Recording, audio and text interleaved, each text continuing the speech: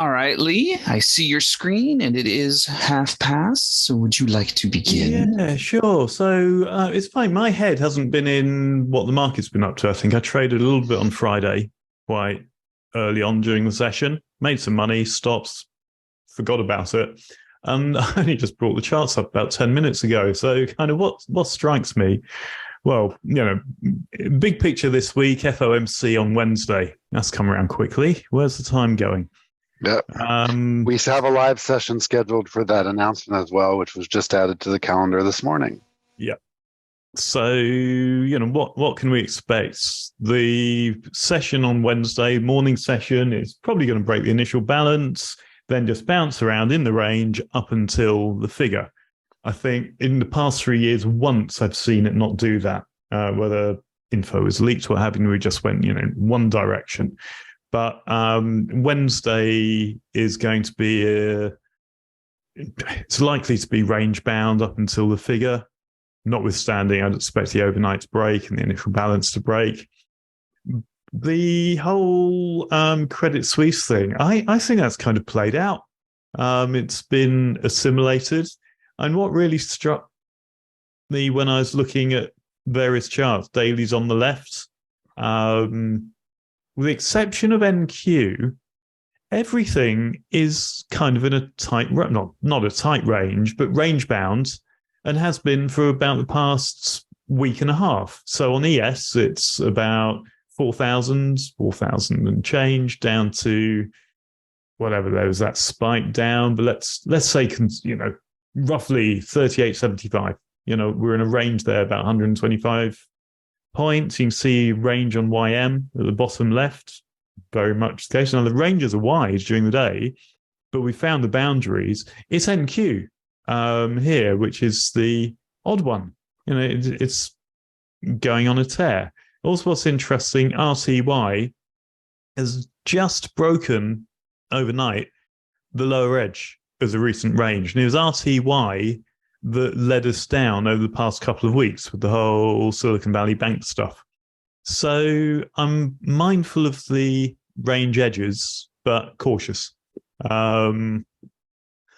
You can see the ES range is quite nicely defined on the TPO chart here. Look how where we stuck our nose up there on Thursday overnight.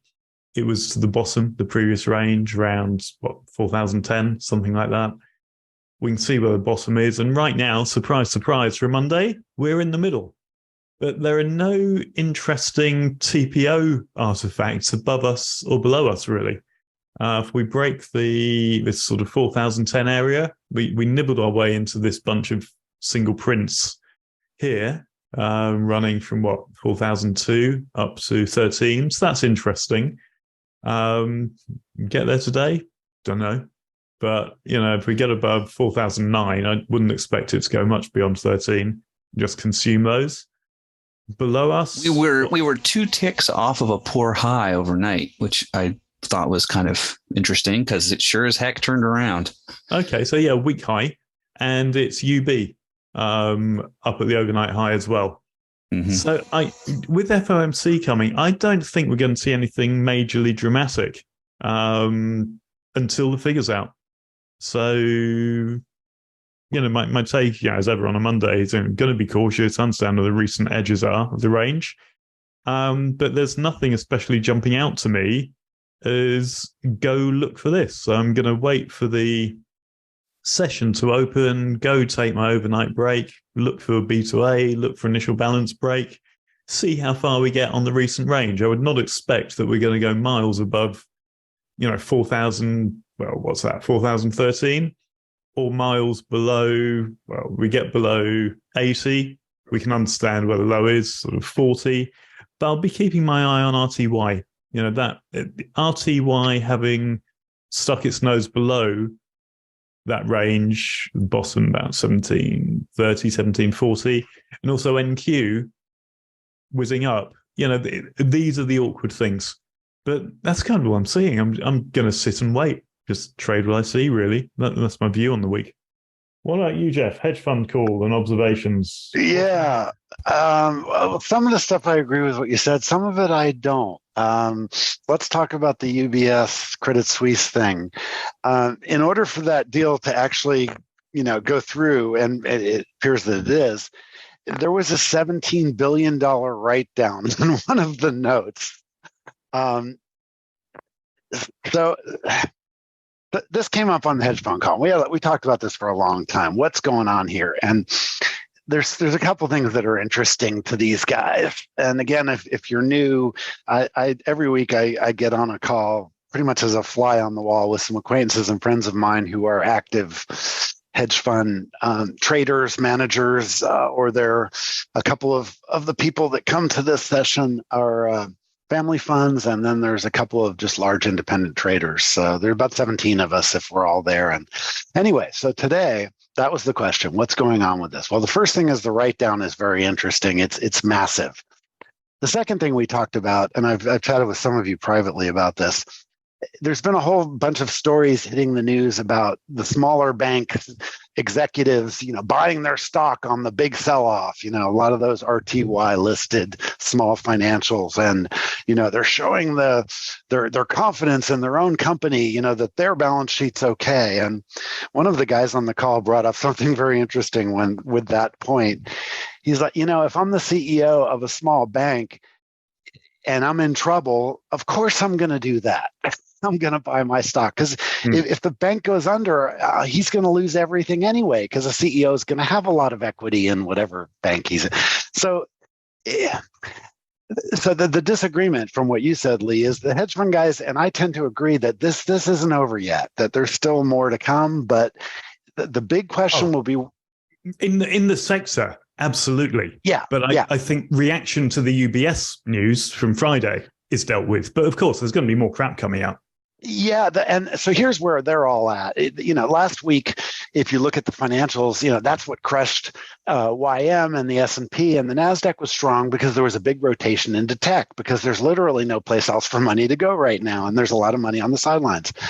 So the big question is going to be, if the financials are going to continue to melt down. That's question number one. And, it's hard to tell. We'll see once we get open. There's a big chunk of them in the RTY. There's a big chunk in the S&P. And then the other question is, is there more contagion yet to come? And the belief on the street is that there is, that this isn't over yet. But, we'll see as things get priced in. That doesn't mean that the market's going to crash, though. A lot of people are, my banking crisis, the market's going to crash. It could go the other way. Let's say the Fed doesn't get aggressive on Wednesday. We could see a massive rally off this. There's money on the sidelines that has nothing to do with banking. And, but the banking sector is an interesting one. So here's the last thing that came up on the hedge fund call. One of the guys runs the desk at Goldman, so he's a pretty prominent guy. He came back and said, the thing that really gets me about all of this is that there's people cheering for banks to fail, like the Bitcoin guys and all that. And that's such a naive opinion to, a bank run that is systemic crushes everything. You don't get rich on the sidelines during bank failures. So there's this kind of pervasive, it'll be a good thing, the Fed shouldn't be so. Yeah, beat the rich, exactly. And so this could play out to be very, very interesting over the next week. And just, you have to understand the position the Fed is in is really, really tentative. Here's the problem. They're trying to control inflation, and you do that by raising rates. The way that you prevent a bank failure systemically is cutting rates and putting liquidity in the system the other way around. So this is going to be a really interesting decision. We do have a live session scheduled. And, the hedge fund guys continue to be salivating in what they continue to refer to as an event-driven market, and totally agree with what Lee said about the ranges. The range is king right now. The momentum within the range, can tell you which way to be trading. So I think it's a really cool environment. I had a really good week last week, particularly considering, I just finished moving and I was pretty tired. So I'm looking forward to this week. And that's the summary of that. And that's what I've got. Let's see. Can the Fed thread the needle? Seems to be the theme of the week. It is. And Donnie's, the money has to go somewhere, and folks are worried about bonds. Well, the whole thing is, safety is typically found in interest-bearing instruments. But when a major world bank says that $17 billion of their interest-bearing notes are worthless, that shakes the system up. There's no logical way for that to unwind, Donnie. It's a fascinating situation. These don't come along very often, so enjoy the ride. Let's see. I see some comments. The God has not stopped raising interest rates. All deposits should go to the protected banks. Oh, yeah, there's a whole lot of interesting conversation around that. They will open the spigots, we'll pay them inflation. Yeah, who knows? Any of those are possible. So just remember, it's a very dynamic environment, and the perception for equities could change quickly. And don't forget, we also have lots of, Lagarde is talking at the end of a period, and there's, the auctions this morning, and so there's a lot of things that could push us around. So, I feel like a broken record, but don't have an opinion. Momentum is king in this kind of volatility. And, and if you have a good setup to play, structural, price action, whatever, extremes are really good setups to play right now, because, they get run over and then they snap back so sharply. So with that in mind, that is also what we'll be doing today in the Scalpers Mindset class. So join us for that. What else do we have going on? I already mentioned the session I added for Wednesday. Is there any other exceptions? What's going on with the dojo this week, JVC? I don't know the actual theme, but it will be at the usual time, the usual place, all that good stuff. Okay. Darren usually lets me know what his theme is going to be day before-ish. Okay. So. Yeah, that'll be the same with the Dino this week. I've got a couple of new Dino ideas I'm playing around with, so I'll post what it's going to be probably by Tuesday or Wednesday. So, well, I know exactly what I'm delivering on Thursday in my office hours clinic. Oh, I'm sure you do, Lee. So I've been playing with how we can have an approach to position sizing based on risk that takes the structural stats into account. So I'm going to go through my thinking on that on Thursday, and obviously we'll do any office hours stuff as well, but we'll have 20-30 minutes of getting really methodical on how you can really define a position size based on what we already know. Cool. Sounds excellent. Good question in the pit.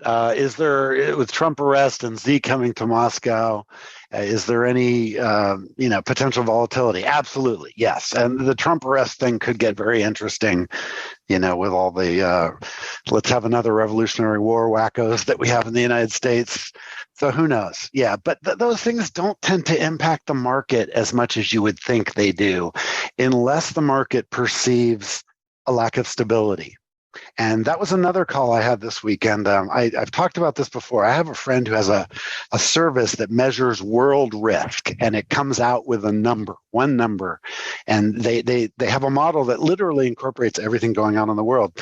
And their model ticked up a fraction of a point on that, pending indictment thing because of potential political turmoil in the United States, but not much. So it's at 66.6% now.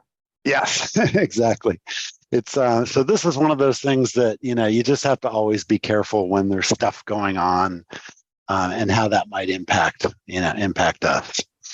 But I think as we've said all through the morning, the real thing that to watch this week is the Fed and what they do. And then, regardless of what that announcement is, the minutes from that meeting that we'll get the following weeks will be really interesting to see what the debate was. So, yeah, and who was on which side, who was the hawk, yada, yada, yada.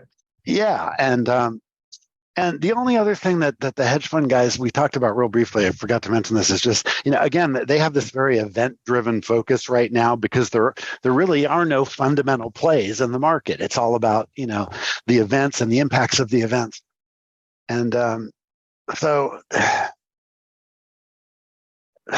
what was I going to say about that? It continues to be a very dynamic environment, and any significant shock to the system, like let's say, before the Fed, Wednesday, we get another bank announcement. There's another major bank in trouble, or whatever. A shock to the system like that could really push us around. But don't assume you think you know which way it will push us. If the Fed handicap gets down enough to the fact that they won't raise rates at this meeting, let's say, right now a quarter is what everyone's betting on, a quarter increase. Let's say, by Wednesday that goes away and it's no increase. God, the equities would probably blast off on that, regardless of what's going on in the financials.